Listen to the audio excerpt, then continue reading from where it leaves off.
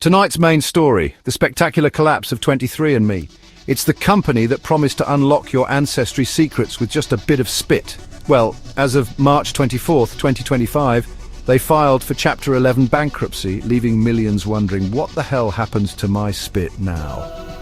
It's a valid question, especially when you're talking about something as personal as your genetic code. We're talking about information that can reveal everything from your ancestry to your predisposition for certain diseases. And now it's all caught up in a financial mess. This isn't just another tech company biting the dust.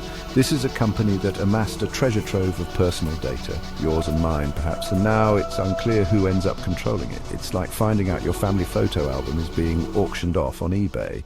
You'd be a bit miffed, wouldn't you? Section 2, from billions to bust, the downfall of a genetic giant. 23andMe was once valued at a staggering $6 billion.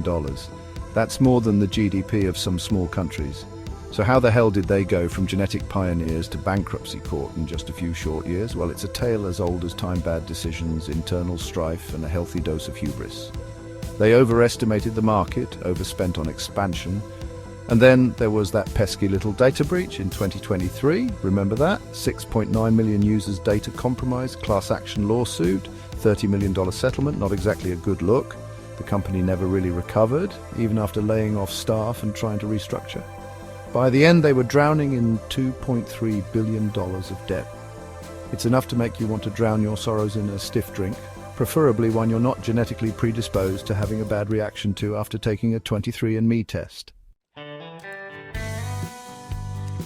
Section 3, your DNA, their problem navigating the data breach fallout.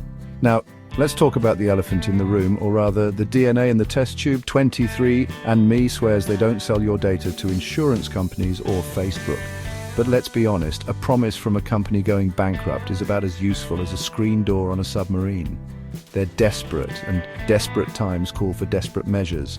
What's to stop them from selling your genetic blueprint to the highest bidder? Sure, they have a data deletion process. You can go into your account settings, navigate through a labyrinth of menus, and eventually find the button to make your data disappear. But even then, they admit to keeping some information for legal compliance. What does that even mean? And what about the data they've already shared with research partners? It's enough to make your head spin faster than a centrifuge full of saliva samples. Section 4, spit kits and bankruptcy courts. What happens to your data now? So what's the takeaway from this genetic car crash? Well, for starters, don't trust companies with your DNA just because they offer a discount code during a holiday sale. And if you're really concerned, delete your 23andMe account.